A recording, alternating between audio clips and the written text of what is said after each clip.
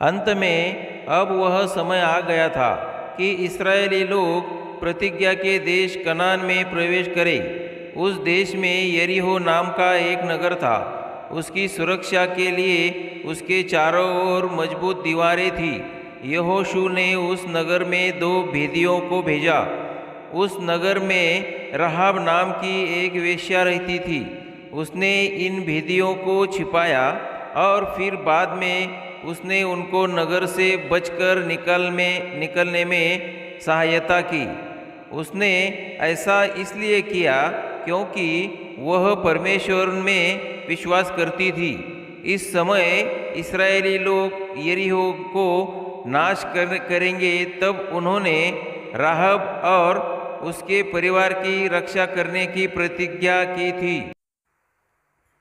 इस्राएली लोगों को प्रतिज्ञा के देश में प्रवेश करने के लिए यरदन नदी पार करनी थी।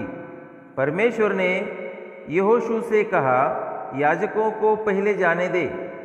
जब याजकों ने यरदन नदी में अपने कदमों को रखा तो पानी की धारा का बहना थम गया, जिससे कि इस्राएली लोग नदी की दूसरी ओर सूखी भूमि पर पार जा सके। उन लोगों के यरदन नदी पार कर ली तो परमेश्वर ने यहोशू से कहा कि यरीहो पर हमला करने के लिए तैयार रहे।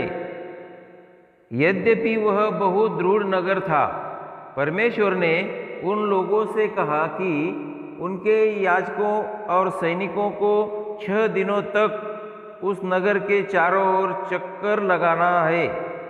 अंत याजकों और सैनिकों ने ऐसा ही किया।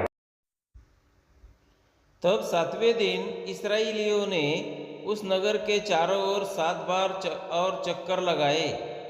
उनके नगर के चारों ओर 7वीं बार चक्कर लगा लेने के बाद याजकों ने अपनी तुरहियां फूंकी और सैनिकों ने जोरदार शब्द किया।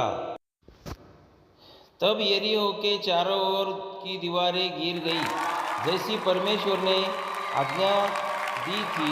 इस्राएलियों ने नगर की हर एक चीज़ को नष्ट कर दिया। उन्होंने केवल राहब और उसके परिवार को छोड़ दिया, जो इस्राएलियों का भाग बन गए थे। जब कनान में रहने वाले अन्य लोगों ने सुना कि इस्राएलियों ने यरीहो को नष्ट कर दिया है, तो वे डर गए कि इस्राएली लोग उन पर भी हमला करेंगे।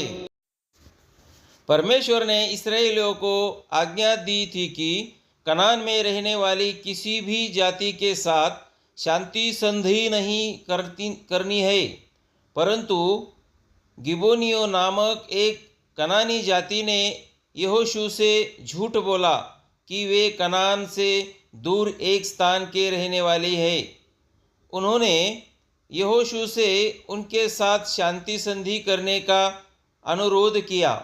यहोशू और अन्य इस्राएली अगुओं ने परमेश्वर से नहीं पूछा कि उनको क्या करना चाहिए। इसके बजाय उन्होंने गिबोनियों के साथ शांति संधि कर ली थी। 3 दिन बाद इस्राएलियों को मालूम हुआ कि गिबोनी लोग कनान में ही रहते थे। वे क्रोधित हो गए क्योंकि गिबोनियों ने उनको धोखा दिया था, परंतु उन्होंने उनके साथ की गई उस शांति संधि को बनाए रखा, क्योंकि वह परमेश्वर के सामने की गई थी। तब कुछ समय के बाद कनान में रहने वाली एक अन्य जाति एमोरियों के राजाओं ने सुना कि गिबोनियों ने इस्राएलियों के साथ शांति संधि कर ली है। इसलिए उन्होंने अपनी अपनी सेनाओं को एक करके एक बड़ी सेना बनाई और गिबोन पर हमला कर दिया। गिबोनियों ने उनकी सहायता करने के लिए यहोशू के पास एक संदेश भेजा।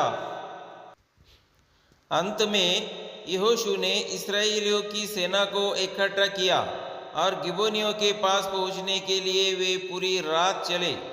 सुबह भोर में उन्होंने एमोरियों की सेना को चकित कर दिया और उन पर हमला कर दिया। उस दिन परमेश्वर इस्राएलियों के लिए लड़ा उसने मोरियों को घबरा दिया और उसने बड़े बड़े ओले गिराकर बहुत से इमोरियों को मार डाला।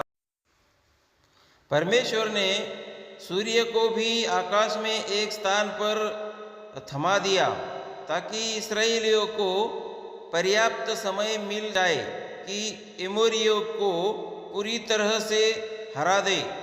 उस दिन परमेश्वर ने इस्राएलियों के लिए एक बड़ी विजय प्राप्त की।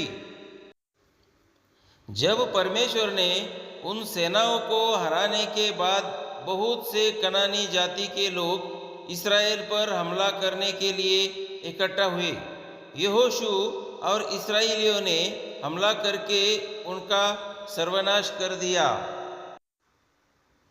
इन युद्धों के बाद परमेश्वर ने इस्राएल के प्रत्येक गोत्र को प्रतिज्ञा के उस देश में उनका भाग दिया।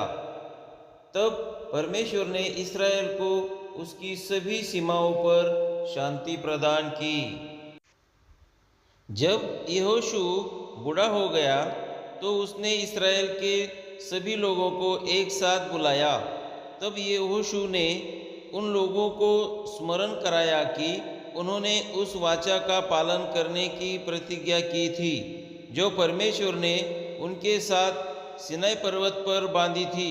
उन लोगों ने परमेश्वर के प्रति विश्वास योग्य रहने और उसकी व्यवस्थाओं का पालन करने का वादा किया है।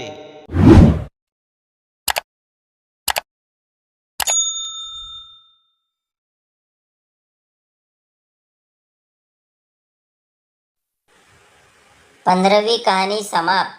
16वीं कहानी सुनने के लिए तैयार रहिए। आपका दिन शुभ हो। यीशु के नाम में आमीन।